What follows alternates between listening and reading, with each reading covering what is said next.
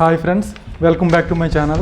So ఈరోజు మనం ఈ వీడియోలో మనము ట్రైనింగ్కి ఇప్పుడు ఎస్ఎస్సి జీడీ ట్రైనింగ్ అనుకోండి, ట్రైనింగ్కి వెళ్ళిన తర్వాత స్టార్టింగ్ మనము కానిస్టేబుల్ ర్యాంక్ నుంచి మనము అప్పర్ ర్యాంక్కి ఎలా వెళ్తాము, సో మనకి డిపార్ట్మెంట్లుగా ఏం ఎగ్జామ్స్ ఉంటాయి, లేదు డిపార్ట్మెంటల్ ఎగ్జామ్స్ కాకుండా సీనియారిటీ వైజ్గా మనకి ఎప్పుడు వస్తుంది, ఎలా వస్తుంది అనేది వీడియోలో చూసుకుందాం. సో ఫస్ట్ ఎల్డీసీఈ అంటే లిమిటెడ్ డిపార్ట్మెంటల్ కాంపిటేటివ్ ఎగ్జామ్స్ అనమాట. సో ఇది ఎవ్రీ ఇయర్ మనకి నోటిఫికేషన్ అనేది వస్తుంది. సో ఎవ్రీ ఇయర్ 2 times అయితే నోటిఫికేషన్ అయితే తీస్తాడు డిపార్ట్మెంటల్ ఎగ్జామ్స్. సో ఇప్పుడు ఎస్ఎస్సి జీడీ ట్రైనింగ్కి సంబంధించి నేను చెప్తున్నాను. సో దీనికి సంబంధించి మనము ఈ ఎగ్జామ్కి ఎలిజిబుల్ అవ్వాలంటే ఫస్ట్ మనం కానిస్టేబుల్ ర్యాంకులో మనము పోస్టింగ్ అయ్యాము. సో మనము ఈ ఎల్డీసీఏకి ఎప్పుడు మనము ఎలిజిబుల్ అంటే సో 4 years తర్వాత అనమాట. సో 4 years తర్వాత మనకి ఆ నోటిఫికేషన్ వస్తే అప్పుడే అప్లై చేసుకోవచ్చు అనమాట. సో అంతకంటే ముందు మనం అప్లై చేయడం కావద్దు. సో ట్రైనింగ్ కూడా ఇందులో ఇంక్లూడ్ అనమాట. అంటే 1+3 1 year training plus 3 years normal job అనమాట. సో 4 years తర్వాత మనకి ఇయర్లీ 2 times వస్తాయి. సో ఎన్ని పోస్టులు వస్తాయని చెప్పలేము, ఒకసారి ఎక్కువ రావచ్చు తక్కువ రావచ్చు. సో 2 times మనము అప్లై చేసుకోవచ్చు. సో మ్యాక్సిమం మనము మన మొత్తం మన జాబ్లో 3 times మాత్రమే అప్లై చేసుకోవచ్చు. 3 times కంటే ఎక్కువ అప్లై చేసుకోకూడదు. సో 3 times అప్లై చేసుకోవచ్చు కాబట్టి మీరు తక్కువ పోస్టులు తీసినప్పుడు అప్లై చేసుకోకుండా సో ఎక్కువ పోస్టులు తీసేటప్పుడు మాత్రమే అప్లై చేసుకుంటే బెటర్. ఎందుకంటే మళ్ళీ మీకు ఛాన్సెస్ అనేవి ఉండవు. మీ మంచి ప్రిపేర్ అయిన తర్వాత సో ఎక్కువ పోస్టులు తీస్తే అప్పుడు అప్లై చేసుకోవాలన్నమాట. సో ఫస్ట్ మనకి ఈ డిపార్ట్మెంటల్ ఎగ్జామ్స్ మనం రాసిన తర్వాత అంటే దానికి కొన్ని కండిషన్స్ ఉంటాయి. డిపార్ట్మెంటల్ ఎగ్జామ్కి మనం ఎలిజిబుల్ అవ్వాలంటే సో మనం మెడికల్గా అండ్ మనము ఇంకా కొన్ని కమిటీస్ ఉంటాయి అన్నమాట. సో డిపిసి కమిటీ ఒకటి ఉంటుంది, సో ఏపీఆర్సీ కమిటీ ఉంటుంది అనమాట. సో డిపార్ట్మెంటల్ ప్రమోషన్ కమిటీ అనేసి ఒకటి ఉంటుంది. Next annual performance assessment report అనేసి ఉంటుంది. సో ఇప్పుడు మన కానిస్టేబుల్కి అయితే యాన్యువల్ పెర్ఫార్మెన్స్ అసెస్మెంట్ రిపోర్ట్ అనేది ఇన్స్పెక్టర్ సార్ రిటర్న్ రాసిస్తారనమాట, ఇయర్లీగా అనమాట.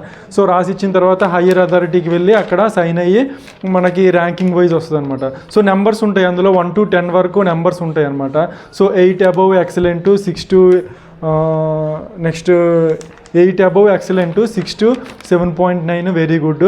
సో 4 to 7.4 to 6 అనేది గుడ్. అంతకంటే బిలో వస్తే పెర్ఫార్మెన్స్ బాగాలేదనమాట. సో మనమైతే ఖచ్చితంగా ఎక్సలెంట్ కాకపోయినా వెరీ గుడ్ పొజిషన్లో అయితే ఖచ్చితంగా ఉండాలి. సో మన ప్రమోషన్స్ ఫ్యూచర్లో రావాలంటే వెరీ గుడ్ పొజిషన్ కానీ వెరీ గుడ్ పొజిషన్ కానీ ఉండాలి ఖచ్చితంగా.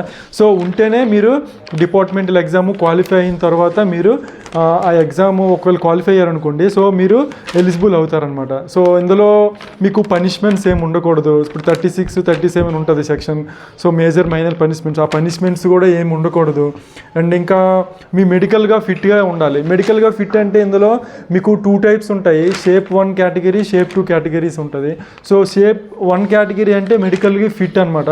సో మనకి ఐస్ మొత్తం అన్నీ కరెక్ట్గా వర్క్ చేస్తాయి అనమాట. వర్క్ చేస్తూ ఉన్న వాళ్ళకి మెడికల్లీ ఫిట్ అనమాట. షేప్ 1 కేటగిరీలో ఇస్తారు. సో షేప్ 2 కేటగిరీ అంటే మీకు హ్యాండ్ ఫ్రాక్చర్స్ కానీ అంటే అది పెర్మనెంట్ ఫ్రాక్చర్స్ అనమాట, అవి రికవరీ అవ్వవు. సో ఐస్కి సంబంధించి అంటే మన ఐ చూపులో ఏమైనా ప్రాబ్లం వచ్చినా కానీ లేకపోతే షుగర్ లెవెల్స్ కానీ లేకపోతే ఇంకా ఏవైనా ప్రాబ్లమ్స్ పెర్మనెంట్గా వచ్చాయనుకోండి సో మీకు షేప్ 2లో ఉంచేస్తారనమాట. సో మీకు ఎగ్జామ్స్ రాసిన తర్వాత మీరు క్వాలిఫై అయినా సరే మీకు జాబ్ అనేది రాదనమాట షేప్ 2లో ఉంటే. షేప్ 2లో ఉంటే ఇప్పుడు కానిస్టేబుల్ ర్యాంక్లోనే మీరు భర్తీ అయ్యారనుకోండి సో మీరు ఎండింగ్ అయ్యేంత వరకు కానిస్టేబుల్ ర్యాంక్లోనే ఉంటారు. సో మీరు ఎల్డీసీఏ రాసేటప్పుడు మెడికల్గా ఫిట్గా కూడా ఖచ్చితంగా ఉండాలి. సో ఉంటేనే మీరు నెక్స్ట్ ఏ ఎగ్జామ్ వచ్చినా సరే మీరు వెళ్ళాలంటే ఖచ్చితంగా మెడికల్గా ఫిట్ అయి ఉండాలి. సో పనిష్మెంట్స్ కూడా ఏమి ఉండకూడదు అనమాట, మేజర్ మైనర్ పనిష్మెంట్స్. సో ఇంకా మనము ఈ ఎగ్జామ్స్కి ఎస్ఐకి అప్లై చేస్తాం కదా, కానిస్టేబుల్ ట్రేడ్స్మెన్ నుంచి కానీ లేకపోతే కానిస్టేబుల్ నుంచి కానీ. సో అప్లై చేసేటప్పుడు గ్రాడ్యుయేషన్ అయితే ఖచ్చితంగా ఉండాలి. గ్రాడ్యుయేషన్ ఉంటేనే మీరు అప్లై చేయడానికి ఎలిజిబుల్. సో నెక్స్ట్ మనకి కేటగిరీ వైజ్ రిలాక్సేషన్ ఉంటుంది కదా. So category wise relaxation next పోస్ట్లో రిజర్వేషన్ అనేది ఉంటుంది అనమాట. సో ఇందులో చూసుకుంటే ఎస్సీ క్యాండిడేట్స్కి అయితే 15% రిజర్వేషన్ ఉంటుంది పోస్టుల్లో, ఎస్టీ క్యాండిడేట్స్కి అయితే 7.5% ఉంటుంది. సో ఓబీసీ క్యాండిడేట్స్కి ఎంత ఉంటుందంటే ఏమీ ఉండదు. ఓబీసీ క్యాండిడేట్స్ ఎల్డీసీ ఎగ్జామ్స్లో జనరల్తో ఈక్వల్ అనమాట. సో వాళ్ళకి ఏమి ఉండదు అనమాట పోస్టుల రిజర్వేషన్. అండ్ ఇంకా ఏజ్ రిలాక్సేషన్ గురించి వద్దాం.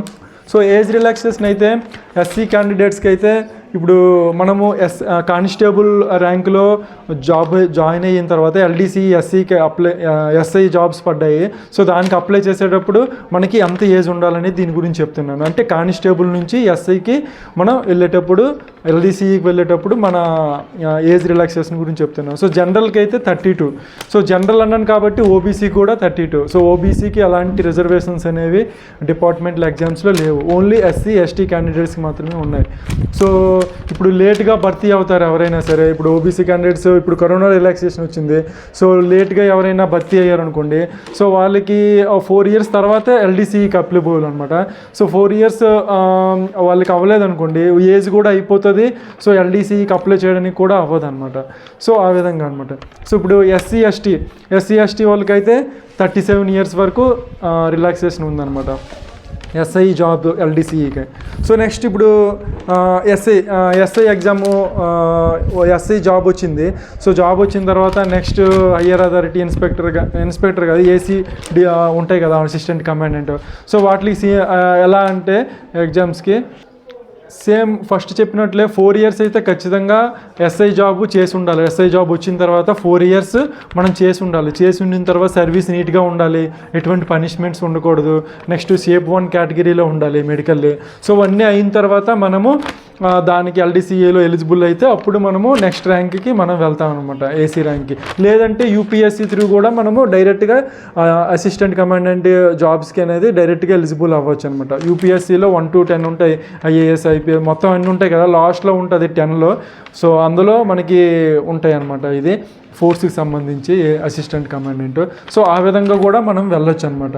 సో ఇందులో మనము ఎస్ఐ జాబ్ వచ్చిన తర్వాత ఆ జాబ్కి ఏసీ జాబ్కి మనం వెళ్ళాలంటే రిలాక్సేషన్ గురించి చెప్తున్నాను. ఓబీసీకి అయితే అలాంటి రిలాక్సేషన్ అయితే లేదు, ఫస్టే చెప్పాను కాబట్టి. సో నెక్స్ట్ జనరల్కి అయితే 35 years ఉంది. సో ఎస్సీ ఎస్టీకి అయితే 40 years వరకు ఏజ్ రిలాక్సేషన్ అనమాట. అండ్ పోస్ట్ రిజర్వేషన్ అయితే ఆల్రెడీ చెప్పాను కదా, ఎస్సీకి అయితే 15%, ఎస్టీకి 7.5%, ఓబీసీకి అయితే అలాంటి రిజర్వేషన్ అనేది లేదనమాట. సో ఇప్పుడు మనము కానిస్టేబుల్కి ఏపీఆర్ అంటే యాన్యువల్ పర్ఫార్మెన్స్ అసెస్మెంట్ రిపోర్టు మనం ఎవరిస్తారంటే ఇన్స్పెక్టర్ రిటర్న్గా రాసి నెక్స్ట్ హయ్యర్ అథారిటీ పాస్ చేస్తే సైన్ చేస్తారనమాట.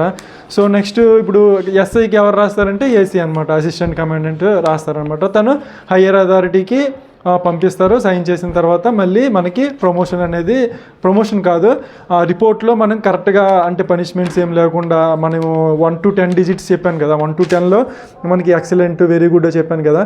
సో 4 కంటే డౌన్ అవ్వకుండా ఉండాలన్నమాట ఖచ్చితంగా. 4 కంటే డౌన్ అయితే మీరు ఎల్డీసీ ఎగ్జామ్ క్వాలిఫై అయినా సరే మీకు జాబ్ అనేది రాదనమాట. సో నెక్స్ట్ ఇంకా ఇప్పుడు విత్హెల్డ్ క్యాండిడేట్స్ ఇప్పుడు 2021లో వాళ్ళకి జాబ్ వచ్చింది కానీ వాళ్ళని విత్హెల్డ్లో ఉంచేశారు.